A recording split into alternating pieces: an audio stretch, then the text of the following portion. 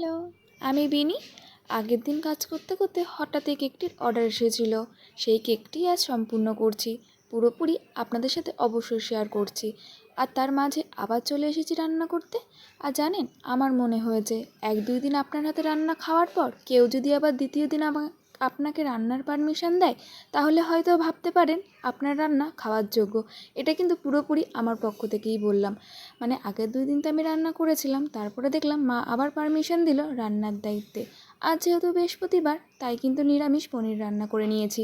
রেসিপিটা অবশ্যই আপনাদের সাথে শেয়ার করছি। এই দেখুন, রান্না তো কমপ্লিট হয়ে গেছে, এখন এসেছি আবার কেকটা ডিজাইন করতে। আর জানেন, এই কেকটি ছিল একটা বাবার পক্ষ থেকে, তাই আমাকে অর্ডারটি কনফার্ম করার সময় পই পই করে বলে দিয়েছিল ছোট্ট বাচ্চাটি যে দিদি, ওপরে কিন্তু লাভ ইউ বাবা লিখে দিও। তাই তার কথা মতন কেকটি কমপ্লিট করে নিয়েছি। এই যে এখানে খাওয়া দাওয়াটাও দুপুরে সেরে নিচ্ছি, তাই একটু ঢং করে আপনাদের সাথে শেয়ার করছি।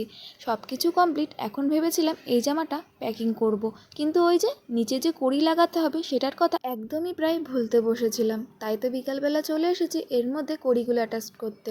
সব কিছু কমপ্লিট হয়ে যাওয়ার পরে আবার কিন্তু কেকটা ডেলিভারি দিতে চলে গেছি। আজকের ভিডিওটা আপনাদের কেমন লেগেছে অবশ্যই কমেন্ট করে জানাবেন। নতুন কোনো ভিডিওর সাথে আবার দেখা হবে। টাটা।